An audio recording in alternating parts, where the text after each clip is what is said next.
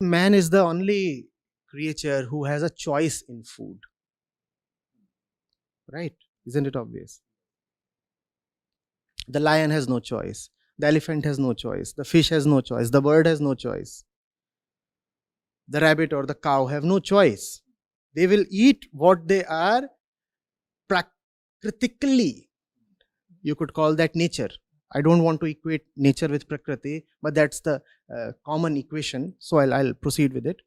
What they are naturally designed to eat.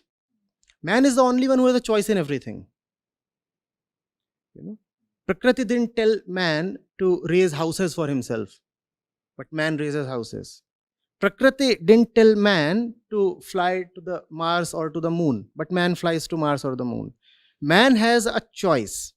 Man need not abide by Prakriti. All other animals, all other creatures must live strictly by their Prakritic code. The moment it is close to sunset, at the time of dusk, what do you find the birds doing? Going back. And just before twilight, what do you hear? The chirping of the birds start chirping. So they live strictly by the Prakritic code. Man, he works all night. The place where I am staying, people have been shooting the entire night. I suppose they find nights more conducive for having a shoot. Man does what he does. Man is not confined by the rules of Prakriti, except that he has to take birth and die. But even in that, he has a choice, you see. No other animal has a choice. Man can abort birth and man can delay death. Or man can bring about his death sooner than usual. Both things. So even in food, man has a choice. Yes. Now what must man choose? What must every choice take into account?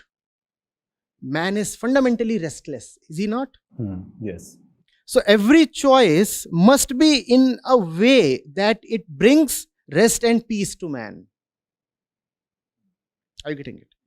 Man must choose because man is the only being in the entire universe that is so restless. Animals are all right. Give them food, give them their right habitat, and they are all right. They don't complain then. Man always keeps complaining. Right from his moment of birth till his moment of death, man is an animal that complains. Correct? So man must choose in a way that brings peace to him. That is his most fundamental requirement. Accordingly, he must decide his diet. Now, will killing an animal make you more peaceful? If it does, go ahead and kill it. Will killing an animal make you more peaceful? Go ahead and kill it. The thing is, you are already troubled. And when you kill an animal, look into its eyes, you are creating trouble for the animal, are you not? You are already suffering a lot. And now you are making the other creature suffer. Is that reducing your suffering or compounding your suffering? So it is not even so much a matter of having pity or compassion for the animal. The moment you kill an animal, you have compounded your own suffering. You must choose to eat in a way that relieves you of your inner turbulence and conundrums. Instead, if you choose to eat flesh, you are making life worse for you. That is why the spiritual seeker cannot eat flesh. If he is really seeking, if he really wants to bring calmness to his consciousness, how can he go about slaughtering consciousness? Do you understand this? On one hand, our consciousness is troubled. On the other hand, we are slaughtering the animal and the animal too is consciousness. How can you do that? Some people argue that even when you eat plants, aren't you slaughtering consciousness? But that is the very minimum that this body requires. You see, you have a choice. You have a choice.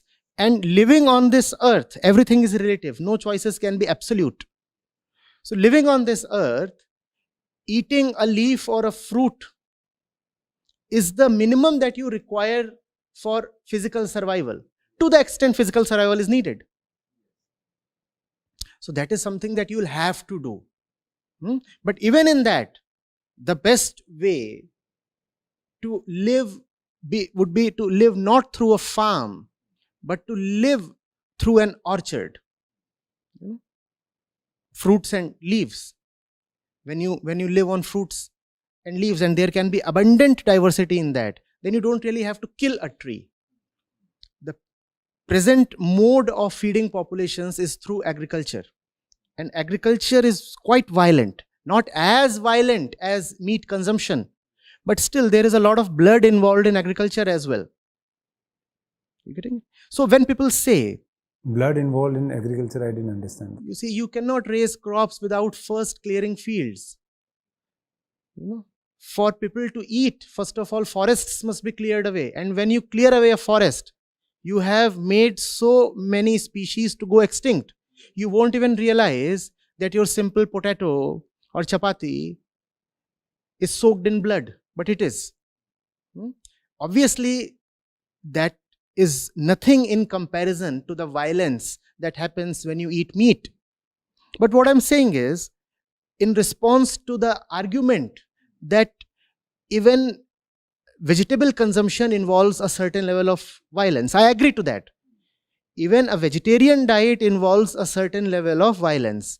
But then that is the very basic minimum violence that you have to do because you carry a body. Even that is bad. That to maintain this body, you have to kill a plant. Even that is bad. Why do you want to make it worse by slaughtering an animal? And if you are saying that it does not matter whom you slaughter, then why stop at animals? Go ahead and slaughter a human being.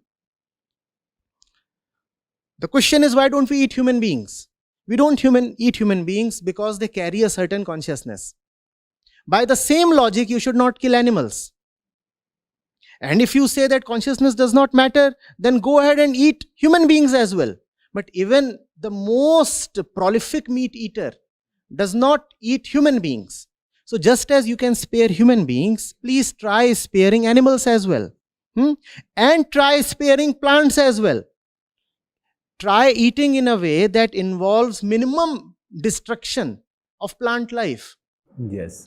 If mankind evolves, you see, if we really become a spiritual people, then the future is not farms, I say, but orchards. We will learn to live through orchards. We will have trees.